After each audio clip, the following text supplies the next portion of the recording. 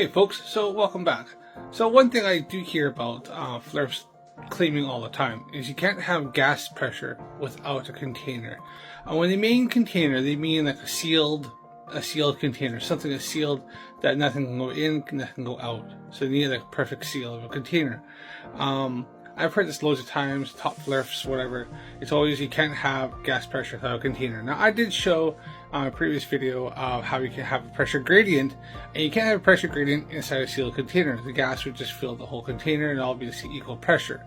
And I showed within my own house, just going from the first floor to the second floor, how we actually do have a pressure gradient on the earth. And if I live in the UK, but I went from Canada, and there was a massive pressure difference there, just living there compared to being here. A lot of times you'll see like athletes will go and train at high altitude area for a while, and then they'll come and do like an event that's at sea level, and it's because their bloods had to thicken up to absorb more oxygen molecules because of the lower pressure. And they come down, the blood's still thicker, and they're able to absorb more oxygen.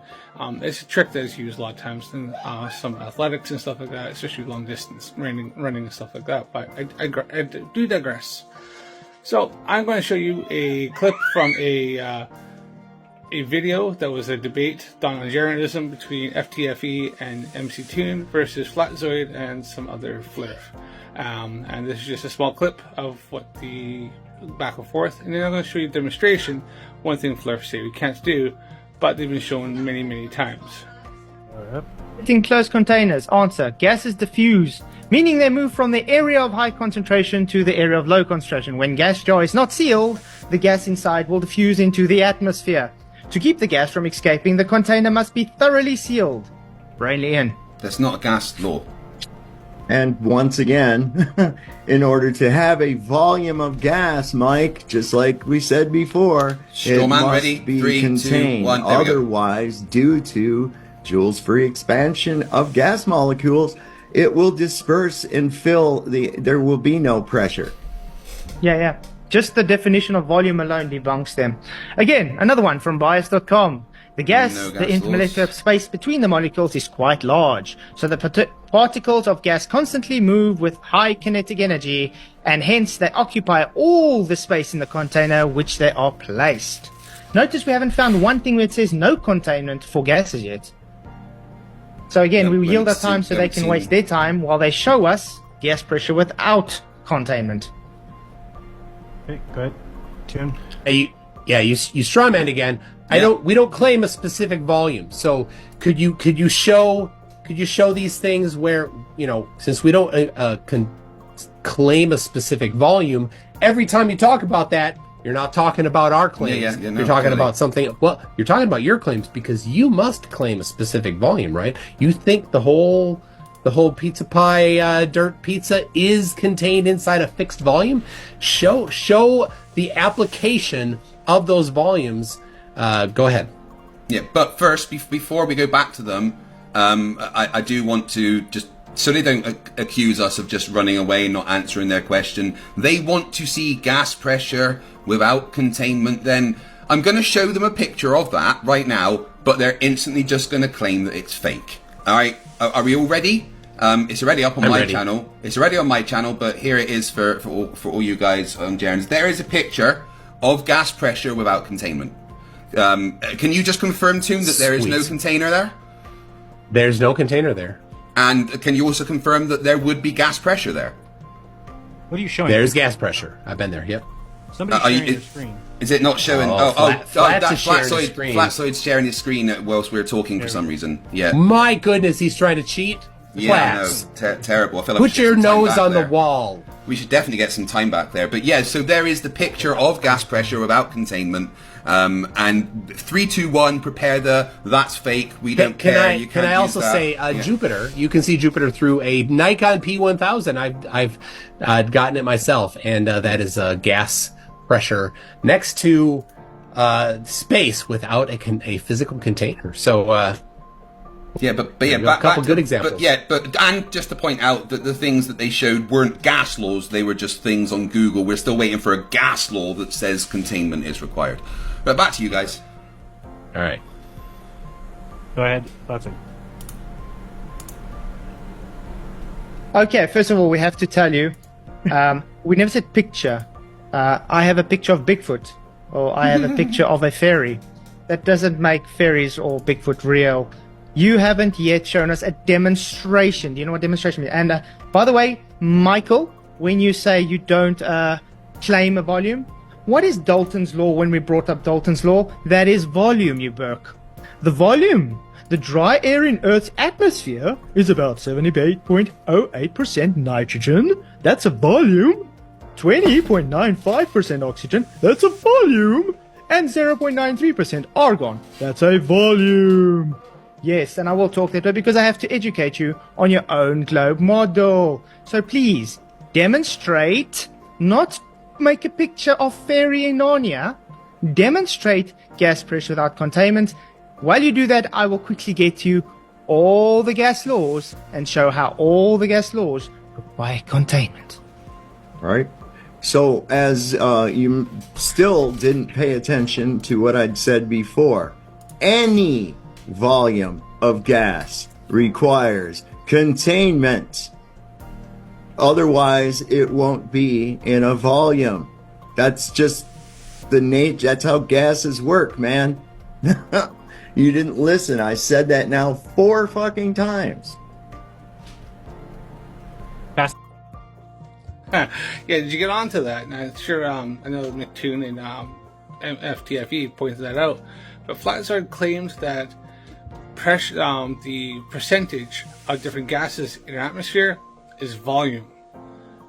Like, just let this sink in. He thinks that a percentage of something is volume. That's not it. The amount of the percentage, which is only if you have a set amount, a volume, or a set amount, whatever, and then the percentage of what is in there. It's not a volume, it's just simply broken down to how much of each thing is within a cubic centimeter or so, like that, which is pretty much what that actually is referring to, is that it's within, they just take a column of gas of so much, usually say like, I don't know, 1 meter by 1 meter, and they've broken down to how much percentage is within that.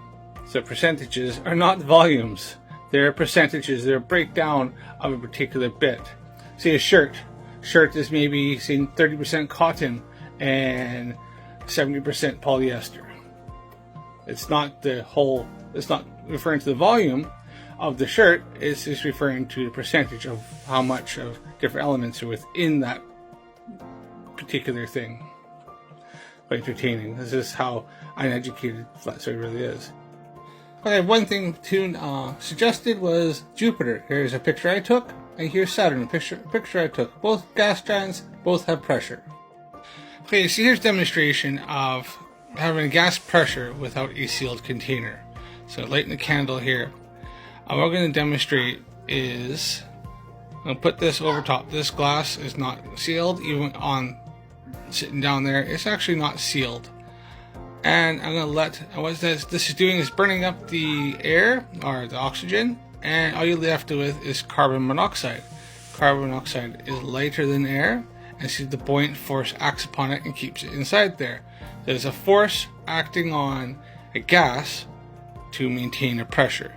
So there, I took it off, put it back on, instant went out, and that's because the carbon monoxide is being maintained inside that glass jar using buoyancy, which buoyancy requires gravity to work, and using a force and keeping it in there. As soon as I put this down, the carbon monoxide puts out the flame, because the flame needs oxygen to burn. Obviously, most people should know that. Hopefully Flerfs know it too. So now we're going to use 2 candles here. So both candles are burning, both the same kind of candle, and we're going to let this build up. And the carbon monoxide builds up as it burns the oxygen, and I put it down instantly, bam, puts the other candle out instant right away, and this maintain a force buoyancy maintaining gas within there, and so maintaining a gas pressure.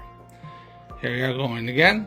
Now remember, this is not sealed. Even with on a wooden surface, the surface is marred up a bit, because we use it as a cutting board sometimes, and wood's porous anyways. And put out, bam, instantly it goes out, and that's due to carbon monoxide. So as you can see there, I was using carbon monoxide, which in a not sealed container, there was no seal container whatsoever, but carbon monoxide is lighter than air. So using buoyancy, and buoyancy requires gravity to work. You have to have a downward vector of gravity to cause an upward force, as in buoyancy. And due to that, I was able to put out that candle without being a sealed container. The first one there, I was built up, take it off, and then put it straight back down, instantly went put it out, and that's because it's containing the oxygen on the carbon monoxide without a sealed container. I was only holding it in there because of the buoyant force pushing it up due to gravity pushing it down. This is proof of a gas pressure without a sealed container, like Flat Earthers claim that needs to be. And it's not diffusing instantly straight out because that was never sealed. Even if it's on a wooden surface, it's a bit of a porous surface.